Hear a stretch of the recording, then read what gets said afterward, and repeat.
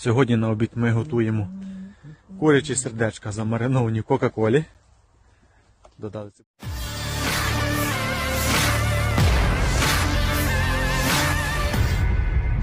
Rusia masih menginvasi Ukraina hingga Sabtu 19 November 2022. Serangan rudal secara masif berdatangan ke posisi pasukan Ukraina.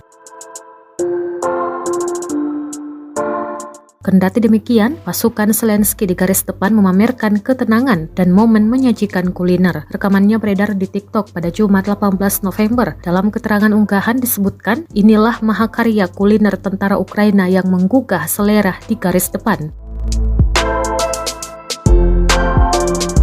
Sajian seperti mie, ayam, dan menu lainnya tampak dimasak dengan kegembiraan meski serangan artileri Rusia masih berdatangan. Sayangnya, tidak dijelaskan lokasi sejumlah pasukan Ukraina tersebut, namun rekamannya telah menuai berbagai komentar dari warganet.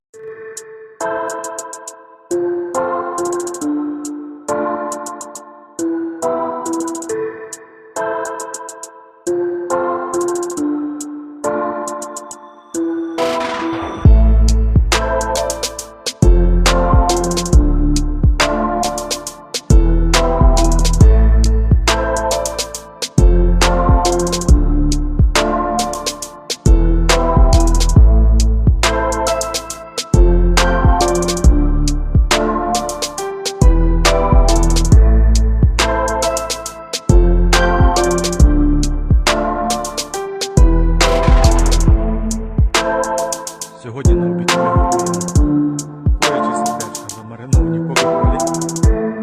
Додали цибульки, перцю, поступово. Сьогодні ми будемо готувати замариновані сердечка із курячі.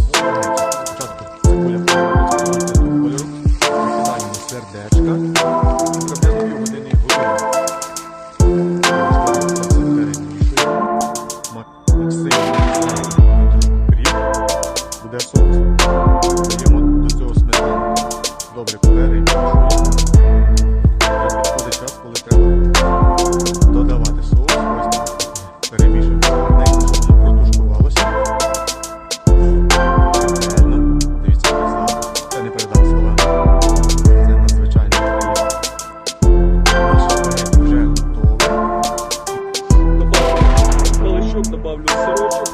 І ще не пересипаю, добавлю томат. Та все це буде в годині подивитися. Світова кухня. Terima kasih sudah nonton. Jangan lupa like, subscribe, dan share ya.